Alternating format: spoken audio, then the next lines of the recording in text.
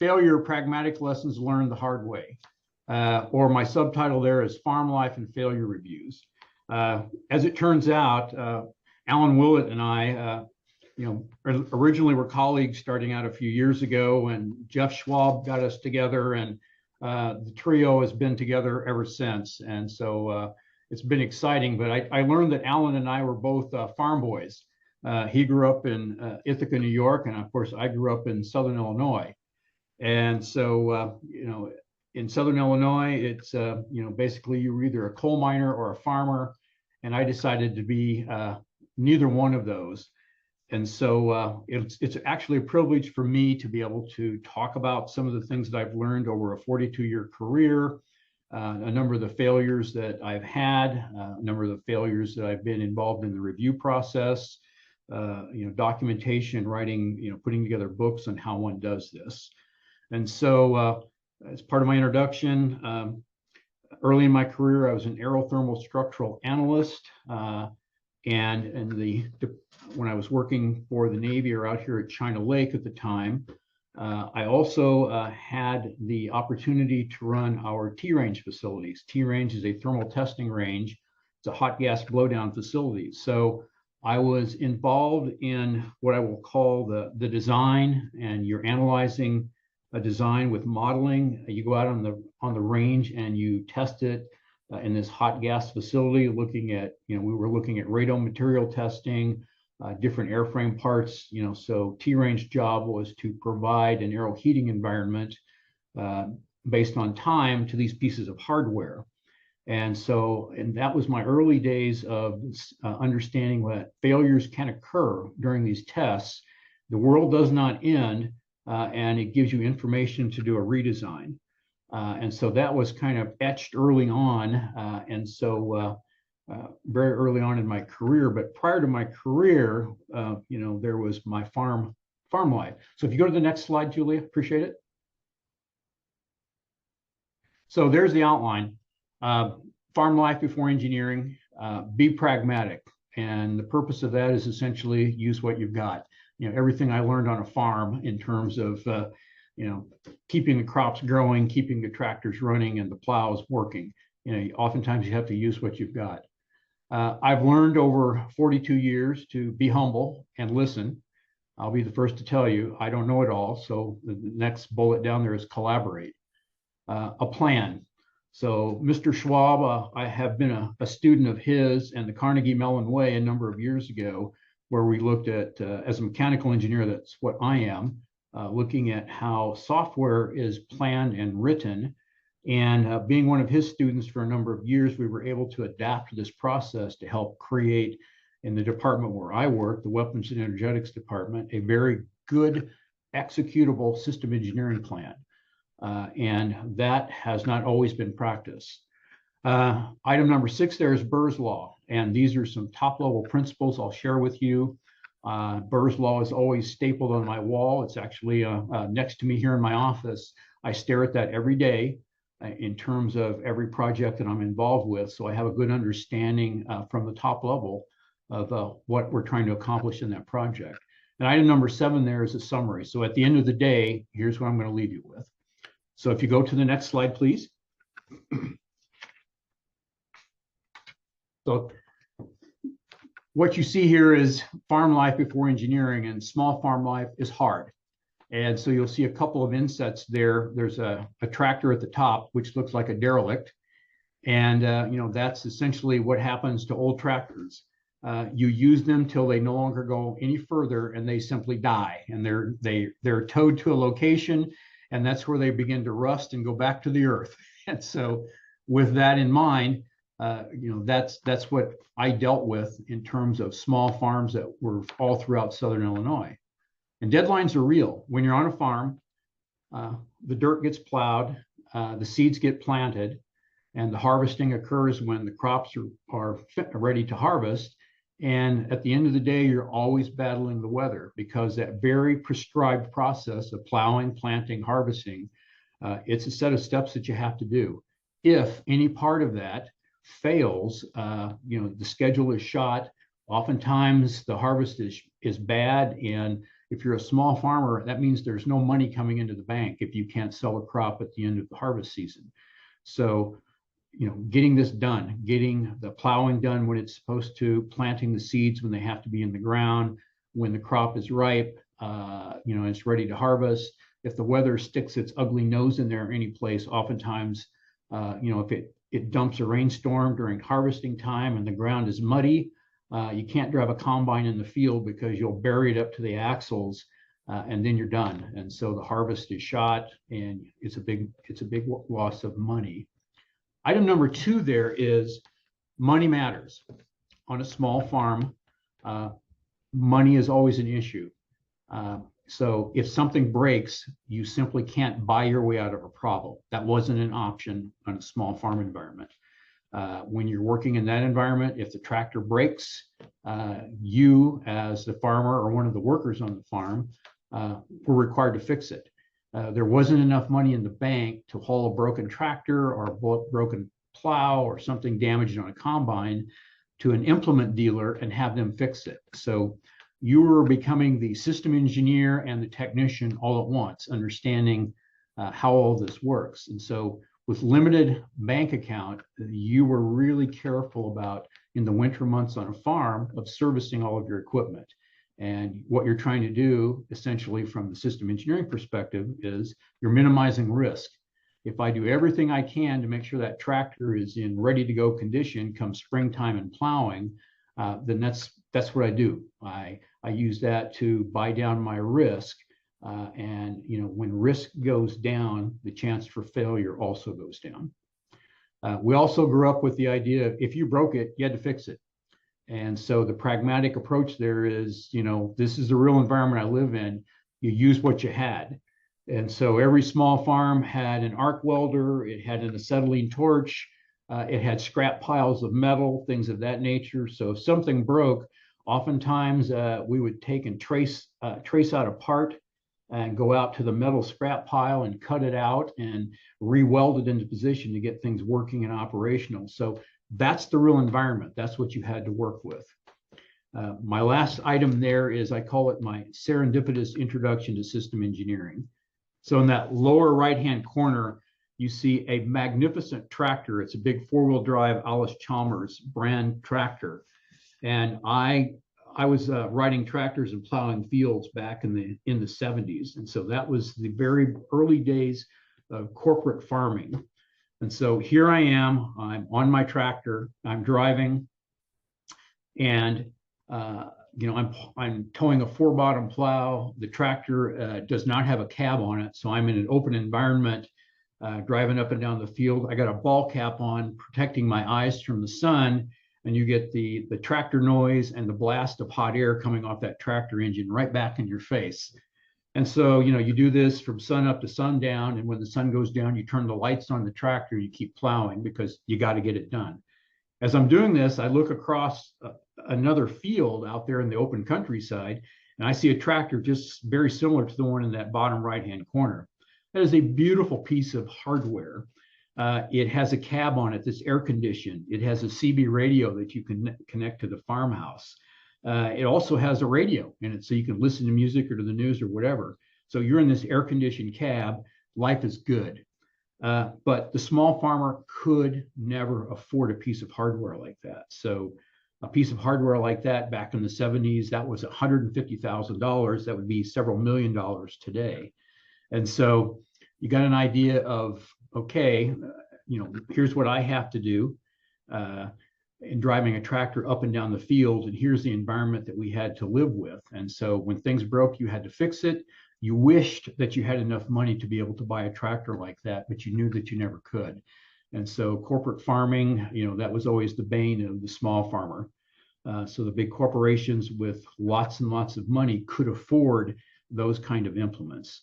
And so that was my farm life. At the end of the day, sometime around the age or being a senior in high school, I stepped down off that tractor and decided I did not want to be a farmer. I did not want to be a coal miner. So I headed off to the university and I studied engineering. On to the next slide, please.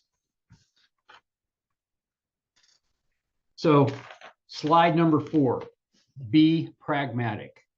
understanding the operating environment, use what you've got. Again, being pragmatic, the formal definition is solving problems in a sensible way that suits the conditions that really exist now. That phrase in the sentence is critical, that really exists now. It's rather than obeying fixed theories, ideas, or rules. One of the jokes we used to make in my line of work as an aerothermal structural analyst and running physics-based models is that all models are wrong and some models are useful. Some of you know that. And so, we always had that as kind of a little bumper sticker in a lot of the work that we did. We knew that the models were the best that we could model at the time based on the physics that we knew. And so, that was one of the things that we walked into all designs with. So the subtitle there is called The Launcher Lessons, or When the Laboratory Meets Real Life. Él no puede hablar ahorita. Él recibe, pues él no habla todavía. Okay, I didn't get that as a question or not. That's okay. So my first item there is called the shoulder launcher. I would like to, it was a shoulder launcher was a weapon system at the time that when I was working for the federal government, DOD, we were designing, and it's a small missile. And is my camera working? If I bring this out in front, can you see this? Yeah, we can see it. So that's a model, the full-size model of the small missile. I gave about 8 to 10 years of my career in that weapon design. But the small missile was a potential to address the small boat threat. So if you look to that inset picture, first thing to the right, that is an Arleigh Burke class destroyer ship. There was one down in San Diego, and a few members of the design team were asked to come aboard the ship and look at our small missile that was in a shoulder launcher configuration, kind of looked like a bazooka. And we were using that to address the small boat threat. What they were doing before that was looking at what was the armament that was involved, or what was the armament aboard the ship. And so the ship has, multiple missile systems. They can launch mini missiles hundreds of miles downrange. There was a phalanx, Gatling gun, a radar-controlled Gatling gun. There's a 30-millimeter cannon on board. And they actually had places to put 50 caliber mounted machine guns on the deck of the ship to protect the sides of it. And so that was the weapon systems that were on board. The insurgency had determined that the small boats, in large number of swarms, and these small boats were essentially 20 feet long, usually had a seat in the center of it. It was an open bow, a steering wheel, and an 80 to 100 horsepower Mercury outboard motor in the back end of it. Usually had a handful of what we would call insurgents armed with AK-47s and maybe an RPG. So for those of you that are not familiar, when a destroyer class ship like that, an Arleigh Burke, transitions from one large ocean body to another, there's usually straits that you go through. And this is where the bad guys would hang out. And they would send these waves of small boats out to come right up to the line where if they cross into that, they could be fired upon. But the ship never had the appropriate armament to address that small boat. So we thought we had the solution there. So I spent a day down in San Diego carrying a shoulder launcher to every location on that ship of how we might address and shoot the small boat.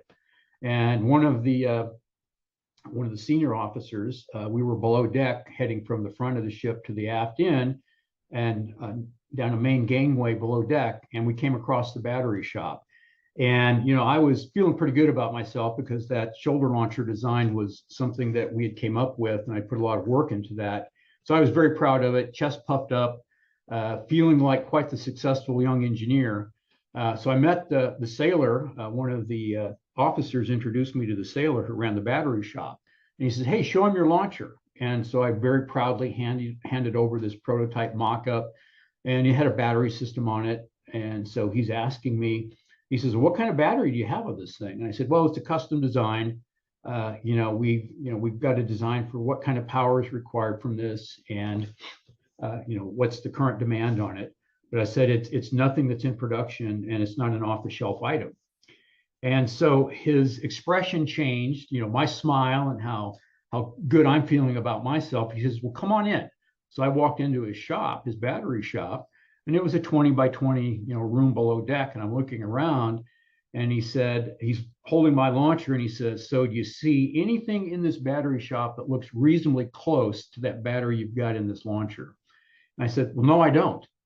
So he began to read me the riot act, indicating something to the effect of, every battery that is aboard this ship comes through this shop. He says, I service them, I order them, I have them in stock. He said, that battery does not exist anywhere in this shop. And he said, and he asked me point blank, do you know how long it takes to qualify a battery to go aboard ship? So here I am. My proud smile and swagger is I've got drooping shoulders now, and I'm calling him sir. And I says, no, sir, I don't know. He says, it takes somewhere in the neighborhood of 2 to 3 years to qualify a battery to get this thing aboard ship. And I said, okay. And then he says, well, how long does it take you to design a battery to get it into production? And I had been working with Eagle Pitcher batteries in Joplin, Missouri. And I said, I'm $8 to $10 million and 2 to 3 years on their calendar to design this thing. And he said, so this launcher that you've got here is essentially, it makes a better anchor than it as a useful weapon for addressing the small boats. So after I had my backside handed to me and I walked out of that shop, I learned that I did not understand the operating environment from a logistics perspective, that what I considered to be that great design was not going to work unless I considered the entire engineering life cycle. That was a wire brush across my backside that I never forgot that one. The next story that goes with this and understanding the environment and what can cause failures is the airborne launcher. And so the small missile who I introduced you to a moment ago was about to meet an unmanned air vehicle. And so what you see in the in the pictures on the side, the insets, you'll see a Predator UAV. General Atomics manufactures those. It's built about 150 miles south of us down in Rancho Bernardo near San Diego. And what you'll see under the left wing is a Hellfire missile. The right wing has an empty missile station, so it's fired one. And so our small missile was going to look at addressing something called the the asymmetric target. And so the asymmetric target, as the Army as well as the Air Force had presented to me, was essentially it's a very used Toyota Hilux truck with a handful of insurgents who are armed with AK-47s, potentially an RPG, and maybe a small caliber machine gun riding around in that. And so that's a target, it moves, and it's called asymmetric. And they want to kill those asymmetric targets. And so the weapon of the day on unmanned air vehicles was Hellfire weapons. Hellfires are magnificent pieces of hardware. They're designed as an anti-tank weapon, designed to go after main battle tanks, and they leave a very satisfying smoking crater in the ground. But their cost is about $100,000 each. And so the military was asking, do we have a less expensive way of dealing with the asymmetric targets?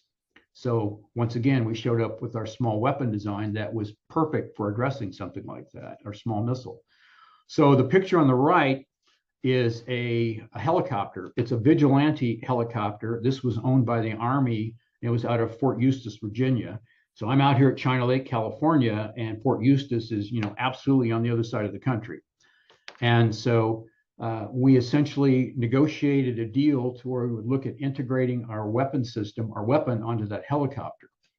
And what that required was there was no airborne launchers that existed at that time for our small missiles. So that was another design that we had to do. And so it was about 6 to 8 months from the original design to getting that on the helicopter.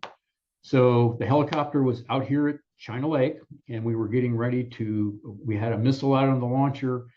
We were sitting out on the tarmac, out on the range early in the morning, and our pre-launch procedures of the steps that we had to go through was approximately an hour long. And so the launcher is sitting out there in the sun. The sun is up over the mountains and it's shining on it, and it's turning into a nice warm day. So we got green range, which means everything's in place. We have a limited time that we can go out and shoot a target. So the helicopter lifts off, it's making its way to the target. It does a couple of passes. It's ready to, we're ready to pull the trigger, fire the missile, and blow the target up. And so in my launcher design, there was a detent mechanism that was required to hold the missile onto the launch rail. And it was simply an electric plunger motor that had limit switches on both ends of it. And so you would release the detent, the limit switch would say it's lifted up out of there. And so that would switch a light to green on the launch panel that says missile is ready to fire. You hit the button and you fire it. So making a hot pass, the command, the permission to fire was given, and they were trying to remove the detent and it would not come up. We had a red light. And we made several passes and we were still not able to fire the missile. So the helicopter comes and lands. EOD is there. They take the missile off the launch rail, put it back in the box. And the chief engineer who was there in the control room gave me a look and he said, let's go for a walk and talk. And so there were a number of inflectives communicated back and forth with him and my design, and that you're never going to work in this town again. And so, you got to figure this out because we got to try to fix this problem and fly in a couple of days. So gathered the team together. This is very early stages of doing failure reviews and looking at models of the design. And our model was correct. The mechanical model and how it operated was correct. What we didn't do was apply the appropriate boundary conditions. And so we didn't understand that operating environment with sun shining on one side of the launcher and shade on the other side. I had a delta in temperature across that. And so the temperature on one side of the panel of the launcher, the panel was actually a structural member. So coefficient of thermal expansion, as temperature goes up, it begins to expand. And that temperature difference from the hot side to the cold side was enough to tweak the internal structure and jam up the plunger on the limit motor to remove the detent to fire the missile. So that was another, I'm not sure we'd ever caught that one in the design phase of that, because I never ever thought about that in the environment that we were working with. But what we learned from that is that small missiles, small parts that have very, very fine tolerances, when they're working and everything is, temperature is kind of the same all through it, life is good. But when you get temperature deltas in very small things, coefficient of thermal expansion can be a big enemy. And so that was a great lesson learned of understanding that operating environment. Julie, if you go to the next slide, please. Be humble. Listen carefully to others. So my subtitle there is the murder board, or the more politically correct department review, is very critical. I was now, at this particular time in my career, I was the chief engineer for the weapons and energetics department.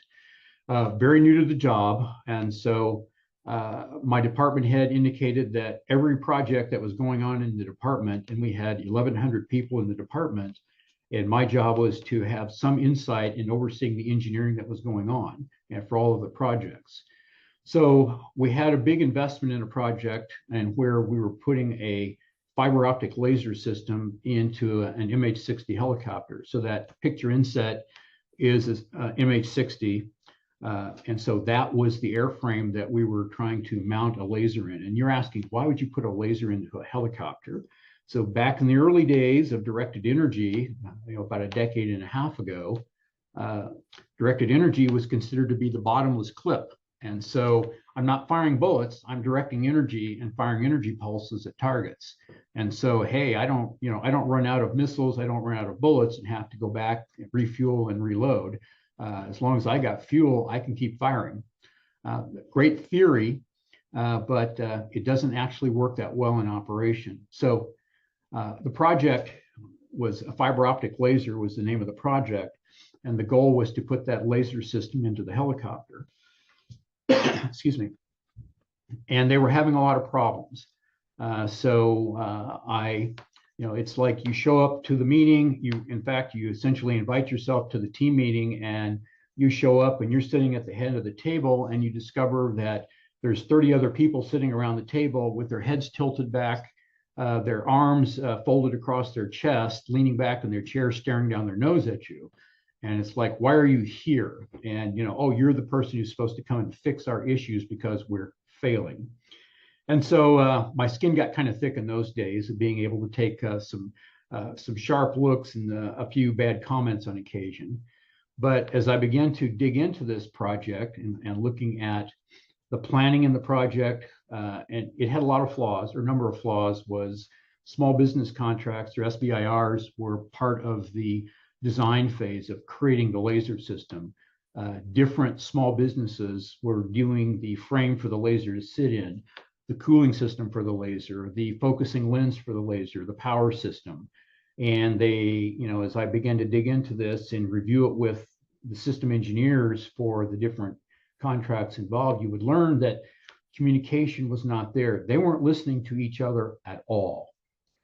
And it culminated one day as the group that I was working with here at China Lake, or on the days when I worked on center at China Lake, they took me out to a hangar out at the airfield, and they had an MH-60 airframe, and they had a mock-up of the system to date that they were trying to insert into the airframe. The Navy wanted this to be a palletized approach. So basically a laser on a pallet. You can take a forklift, lift it up and slide it in, attach it to the deck, and the laser head would descend through that hole in the floor of the helicopter to be able to address targets. And I'm there looking, I'm staring at the open door of the helicopter, I'm staring at the mock-up that they've got. I asked that question that you see as bullet number 1 under item 1. Did anyone measure the height of the door? They didn't. And I simply walked over to a tool chest and got a tape measure. I went over and measured the helicopter door height. Then I went over and looked at the platform that they were going to mount the laser on, their mock-up. And there was an inch difference. Guess which inch difference it was? The mock-up laser was an inch taller than the door. And so that was a failure in the early design of the project. Mr. Schwab and I actually consulted on that one, and we kind of went through the early phases of a good engineering design that was not practice in those stages. And so again, bad system engineering design, bad communication with the other folks involved with it. And there was, my sub bullet at the top, listening carefully to others. That wasn't going on. There was poor communication. So flawed from the beginning, high risk involved when you have bad communication, poor project plan. And so at the end of the day, it was a failure. You could not fit the laser onto the helicopter. And as you all know, when you have a failure like that, if you're going to fix it, it's calendar time to go back and redesign. And a redesign of that magnitude was going to be well over a year. And it wasn't going to be a few $100. It was several $1 million to go back and do a redesign. So significant cost and significant calendar time to do a redesign on that. And that's how projects oftentimes get canceled. And so that was an introduction to me early on as a chief engineer of, we need to do some things about this. Next bullet, item number 2 is, I just need a safety release and a trigger. So this goes back to our original design for our small missile, and looking at the shoulder launcher design of this. Basically looks like a bazooka. And our design, we thought, was very magnificent. We were very proud of it.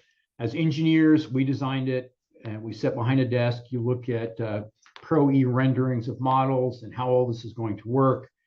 And, we think we've got the design well understood, good review process. And we had installed in this launcher a number of switches. You had to, I got to turn power on. I've got to look through the reticle to look at the target. Does the missile see the same target as my eyeball does? So I have some adjustments to make on gains if I need to. And then I remove the safety, or release the safety, and I squeeze the trigger and fire a round downrange. And so we went through and looked at, there was about 7 steps that one had to take before you could send that round downrange. So at China Lake, we have what is known as a Marine Aviation Detachment. So it's a detachment of Marine pilots. and they had a gunnery sergeant there who had been in combat.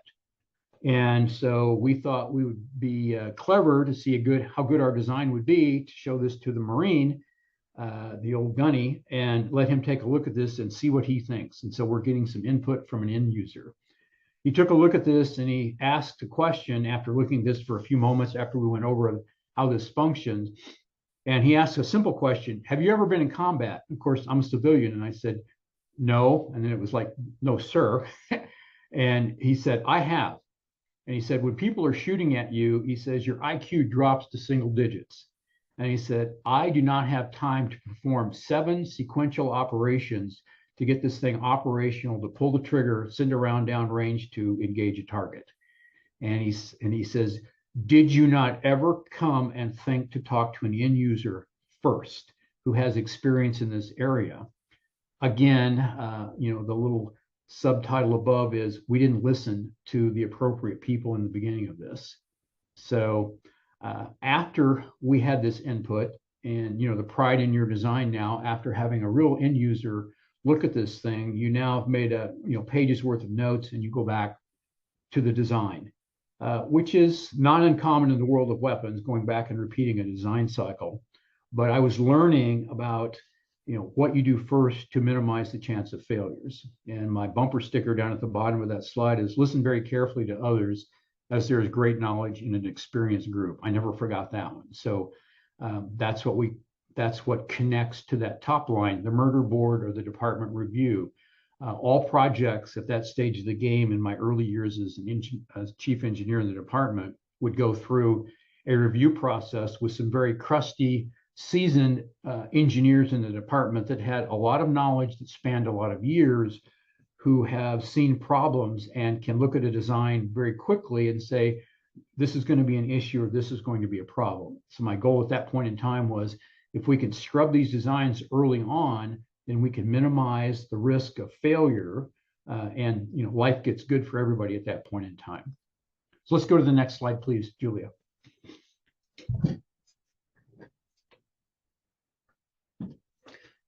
So here we are at collaboration and talking with others. My subtitle there is, I don't know everything and I'm not afraid to admit it. Systems are very complex, and system of systems, as the military uses or DoD uses today, to describe the very complex systems, are make it even more complex. A system of embedded systems to make a weapon system function.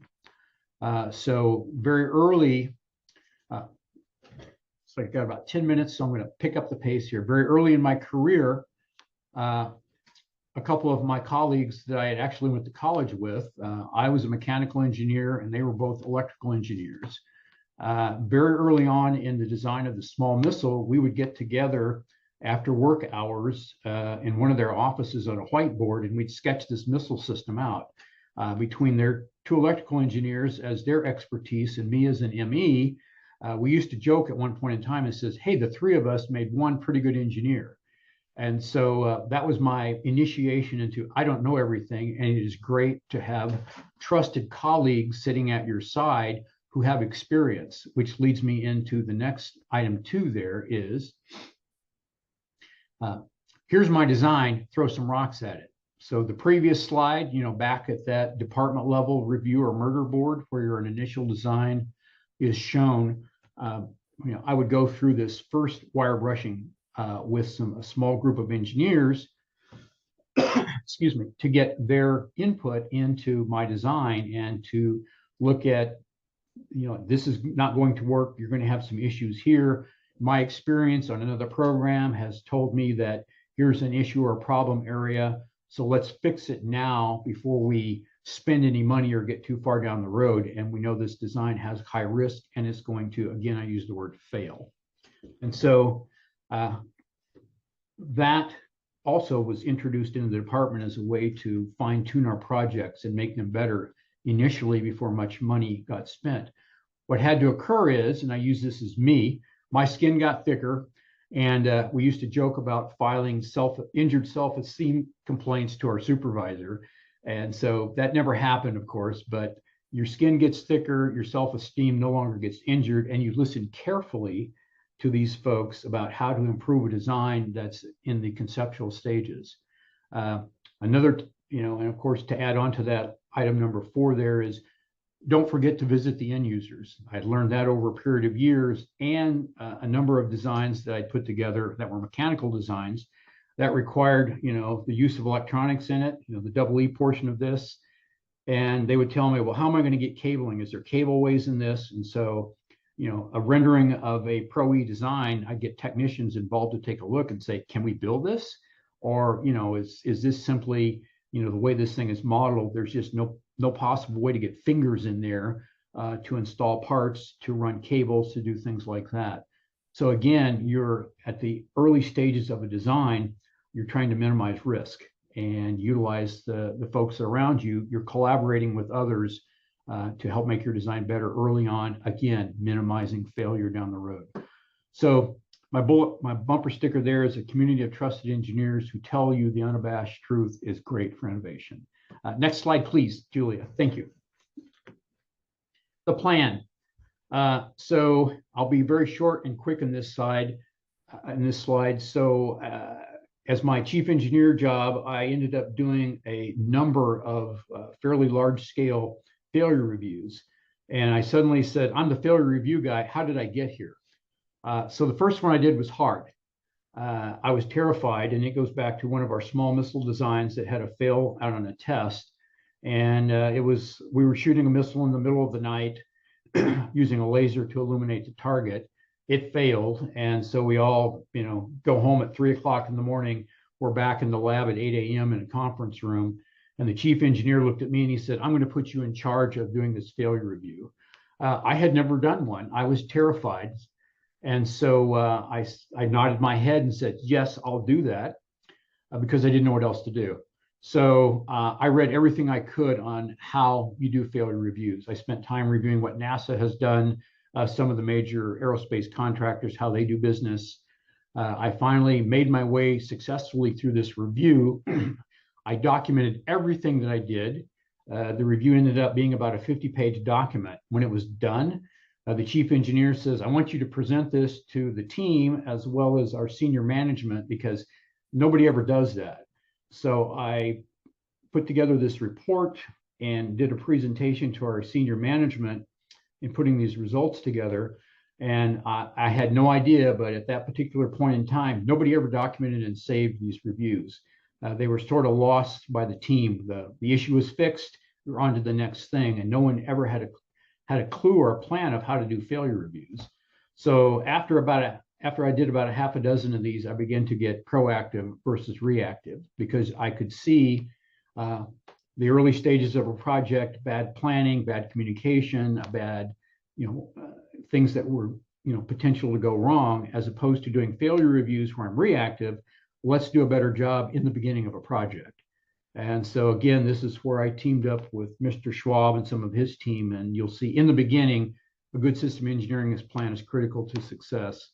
And that's the goal, to bring a project in on cost, schedule, and meet its performance ways. The Carnegie Mellon way is not, we'll start writing code on Monday, as was communicated to me by Mr. Schwab and a few of his team members. And so, we began to adopt that approach, and software planning is we were using that to plan projects. We modified it to fit the scope and the size of the project. So that was the plan. It's essential to preventing failures from occurring down the road. And some of my experience with many programs that were research programs, my bumper sticker at the bottom says, you can't fix a program that's 4.5 years into a 5-year delivery without egg on your face. And so, when someone comes to you after 4.5 years of working on a project and we're not going to meet our delivery date, can you take a look at this and fix it? And most of the time you can't. And so you stand there with large quantities of egg on your face. So we began to be working that proactive approach to, instead of having a failure, let's fix this in the early stages. Next slide, please. Burr's Law, I used to keep this in my back pocket. It's on my wall. I use this as a way to, look at a top level view of a project. Can you answer these questions? What are you trying to accomplish? what's your approach?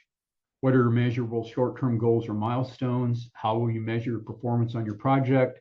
And how will you know when you're done? Item number 5 is always a critical one. As an engineer, I like to engineer things to perfection. In the previous slide, cost, schedule, and performance is a big driver. And so with enough money and enough time, we can get warp drive. But can we do this in a reasonable amount of time for a reasonable amount of money, which most projects are controlled by? Those become the limiting factor. So let's go to the next slide. So let's bring this home. One of the things that I have learned, the smoking gun, and Alan Willett and I have had many discussions about this. The smoking gun is usually the cause when you're in the middle of a failure review. What I have learned in running a number of failure reviews, in fact, many of them, failures can come in many forms. They can be engineering performance failures. And so you're looking at engineering tests and you're learning something from that. Is my design good? Does it work, etc.? Oftentimes failures that are missile systems that are tests for score, does it work properly in a developmental or operational test? And it fails, there's lots and lots of money, lots and lots of people involved, and generally admirals are involved and are not happy. So it's a highly emotional environment when something happens like that. So if you're leading the failure, you have to be the calm that's in the middle of this storm. Quickly, I learned when you come in as the calm, you have to get item number 3 is don't point fingers. Just because your portion of the design may not have contributed to the failure doesn't mean you've earned a lot of swagger and, I didn't fail, you did. And, that you're trying to create a cohesive team to solve a problem and resolve this so it doesn't happen again. We always try to teach in failures, accept the failure, learn from it, grow. There's pain in growing sometimes, and yet at the same time, be very humble. Overcome the fear of failure such that innovation is not lost. Some people become so failure adverse that they're afraid to innovate and do new things with weapon systems. So accept failure. Oftentimes it's a bloody nose, but you shake that off and you keep going. The most critical thing I've ever learned in failure reviews is write it down. Otherwise, it's lost until it reoccurs. And I say reoccurs with multiple explanation points because I've been involved in failure reviews where the same thing has occurred again. And so if it's not written down, if it's not well documented, that other people can have access to it and to learn from it, it's lost. And those few people that were there when it occurred, that bit of tribal knowledge is lost. And it's so valuable to be able to have archival records of things like that they can be retrieved and looked at so that it can help in the future. My bumper sticker there is, if failure occurs, what doesn't kill you makes you stronger. So thank you for listening. If you have any questions, be happy to answer them. Thank you so much.